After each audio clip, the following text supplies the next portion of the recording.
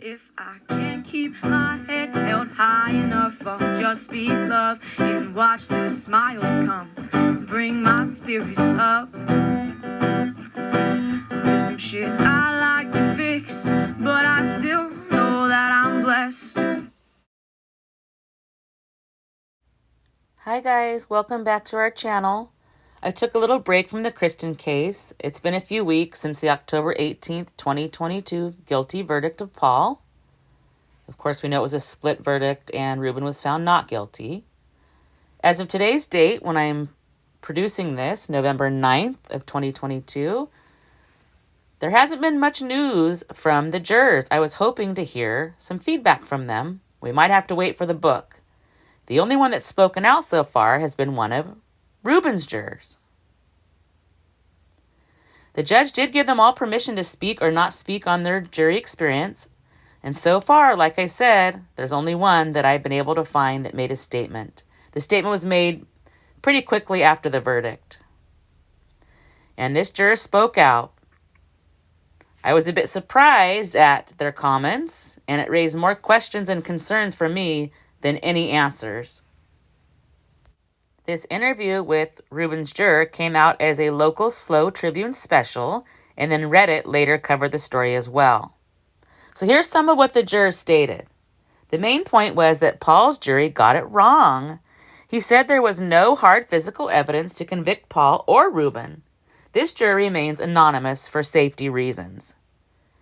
And he said, quote, I cannot sleep and say I'm going to go put somebody in prison because of the little things that the prosecutor was throwing out there, end quote. He also said, quote, for me, it just wasn't enough. He said he feels sorry for the Smarts and he has lost a loved one to murder, but he couldn't ethically convict anyone because of lack of evidence, end quote. Side note, the separate jurors heard different testimony and evidence at different times.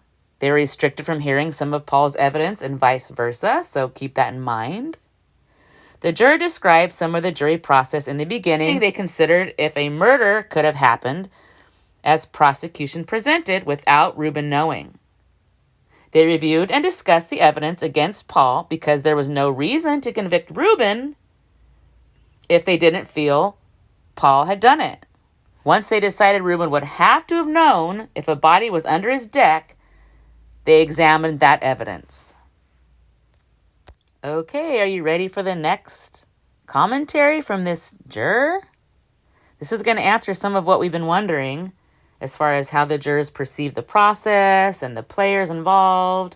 So this juror said it was a long trial. It was a lot of stuff. It didn't make sense. It just didn't connect.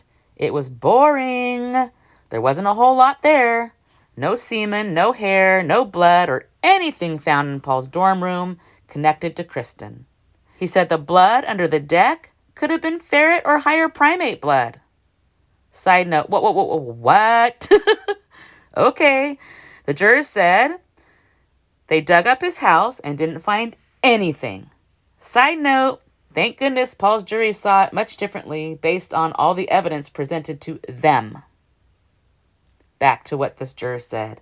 He said the fibers were not significant, and they weren't connected to anything, and it wasn't hair. He also didn't like that the shovels were not cleaned or sterilized in between digs. Side note, I wonder if he was a juror with that jury question. I remember that jury question. He would have expected a lot more blood under the deck, even if she had been wrapped for over 26 years. So I don't know, I guess this guy is very qualified in his opinion as a scientist or anthropologist or I don't know. Mighty big of him, in my opinion. This male juror also straight up said that witness Jennifer Hudson was not credible. Side note, I've been worried about that since the preliminary hearings way back long ago. I had a feeling that she'd do more harm than good. The juror didn't believe Paul and Jennifer partied together, and he also didn't like the mistake that she made regarding a 2-wheel drive truck versus a 4x4 truck. The juror said Los Angeles should charge Paul for the rapes of the does who testified if they truly believe that's what happened. But that's different than murder, he said. The next bit of revealed information made me feel some kind of way. On October 13th, 2022, all but one of Reuben's jurors agreed to a not guilty verdict because lack of evidence. The one juror who did not agree was the one who felt Reuben was guilty and he felt the verdict should be guilty. Guess who it was? It was the excused juror who was let go because he talked to his priest. Little twist there. The juror being interviewed said the excused juror couldn't comprehend what was going on.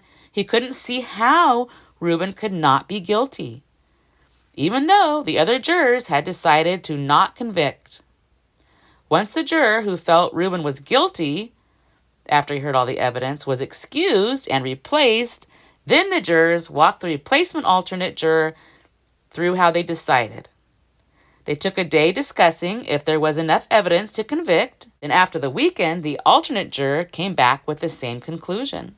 This juror feels bad for Reuben and feels that he shouldn't have even been on trial in the first place. We wondered how the jurors were perceiving the attorneys, so now we're going to get into that. The juror said that the prosecution cracked him up with his facial expressions. Side note, I wouldn't have guessed the comedic tone to this tragic case, to be honest. I thought it was full of tears and heartbreak. Somehow this juror brought some comedy out of it. He said that Prosecutor Prevel was, quote, prosecuting through straws, end quote. He said Reuben's attorney, Mr. Misek, didn't talk much, and he felt Paul's attorney, Sanger, did a good job and fought hard for the case. It sounds like this juror feels Sanger fought the fight more than Reuben's attorney, which is the jury he actually served on. It's really confusing. But I wasn't sitting on the jury, so I'm not necessarily judging. I'm just trying to comprehend and put myself in their shoes, I guess. I just find it odd. What about you guys? This statement was a tad troubling in my opinion, but thankfully a non-issue as far as Paul's jury. The juror said, quote, if I was on the other jury, I wouldn't have changed my mind or had the other jurors try to convince me that he's guilty, end quote. He also said, quote, it would have been a hung jury, end quote. That's scary. Here's a comment that I noticed that they recognize what I had said earlier, that the judge instructed them to start new, but they didn't. This other commenter, like Pedal170816, wonders if, in frustration, the other 11 jurors strategized to report the holdout to get him removed for talking to his priest. Who knows? A lot of people think the same thing. Sanger is expected to appeal, which was mentioned in Misek's interview with Reuben right after he was found not guilty. I'll touch more on that. Tom's comment here is what I hear most others saying as well. He says, quote, the juror saying how another jury should have acted when that juror was not present for the other jury's case shows how awful a juror they were, end quote. This news account says Reuben walked free after the verdict and Paul went back to jail to await sentencing.